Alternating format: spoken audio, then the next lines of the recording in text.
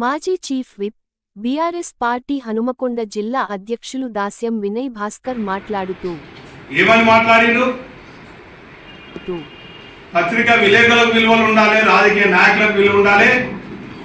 నేను ఈ చేయితోని ఎప్పుడు కూడా చేయి గుర్తుకు వేయలేదు అన్నాడు. నాయన శ్రీహరి గారు, నీ విలువలు లేకపోయినాయి, నీ నీతి మాటలేకపోయినాయి, నీకు ఏ తీరుగా ఒక నీ ఆ కవలికలే చెప్తున్నాయి. ఖచ్చితంగా నీ ముఖంలో ఒక భయం ఏర్పడ్డది, నీ గుండెల్లో రైలు పరిగెత్తుతున్నాయి. ఏ క్షణాన ఉప ఎన్నికలు వస్తాయని ఆ భయంలో నువ్వు ఉన్నావు. నీ ముఖ కవలికలే చెప్తున్నాయి. ఖచ్చితంగా నీ ఆత్మ ఘోషిస్తున్నది, నువ్వు చేయరాని నేరం, చేయరాని తప్పు. మరి ఈరోజు మరి బీఆర్ఎస్ పార్టీకి ద్రోహం చేసింది, అది నిన్ను వెంటాడుతుంది. ఏ క్షణాన ఉప ఎన్నికలు వచ్చినా ఖచ్చితంగా రాబోయేది కాన్పూర్లో బీఆర్ఎస్ పార్టీ అభ్యర్థి కేసీఆర్ గారి ఆశీర్వదించి పంపించినటువంటి అభ్యర్థి భారీ మెజార్టీతో గెలవబోతున్నారు. పైపెచ్చి ఏమంటాడు? కాన్పూర్లో అసలు అభ్యర్థి జరగలేదు. నాయన నువ్వు సమైక్య రాష్ట్రంలో 10 ఏళ్ల పాటు మంత్రిగా ఉన్నావు, ఏం చేసినావు?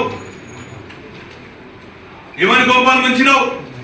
ఆ 10 ఏళ్ల కాలంలో నీకు ఎదురు తిరిగిన వాళ్ళందరినీ కూడా ఎన్కౌంటర్ చేయించిన తప్ప నువ్వు చేసిన ప్రగతి ఏంది? నీకు పదవి వచ్చింది, మంత్రి పదవి వచ్చింది. ఆ 10 ఏళ్ల కాలం పోని సమైక్య రాష్ట్రంలో తెలంగాణ ప్రాంతానికి అన్యాయం జరిగిందో, నిధులు ఇవ్వలేదో, నువ్వు నిస్సహాయ ఉన్నావో ఏదో పోని, నీకు మొత్తం ఉప ఎన్నికలు వస్తాయి. ఖచ్చితంగా మా బీఆర్ఎస్ పార్టీ అభ్యర్థి భారీ మెజార్టీతోనే గెలవబోతున్నటువంటి విషయాన్ని ఈ సందర్భంగా తెలియజేసుకుంటూ, ప్రజలందరూ కూడా అవకాశం చూస్తున్నారు. నీ అహంకారానికి జవాబు చెప్పాలని చూస్తున్నారు. నీ అవినీతి పాలనకు ఓటు ద్వారా జవాబు చెప్పాలని చూస్తున్నారు. ఏదేమైనప్పటికీ కూడా నువ్వు కానీ, నీ ముఖ్యమంత్రి రేవంత్ రెడ్డి గారు కానీ ఇప్పటికైనా ద్వారా మహిళలను నిర్బంధంగా తీసుకొచ్చి సభ జరుపుకొని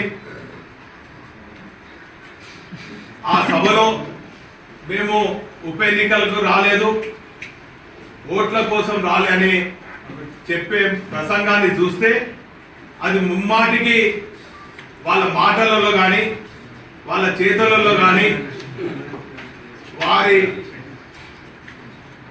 చేష్టలలో కూడా ఖచ్చితంగా ఉప ఎన్నికలు రాబోతున్నాయి.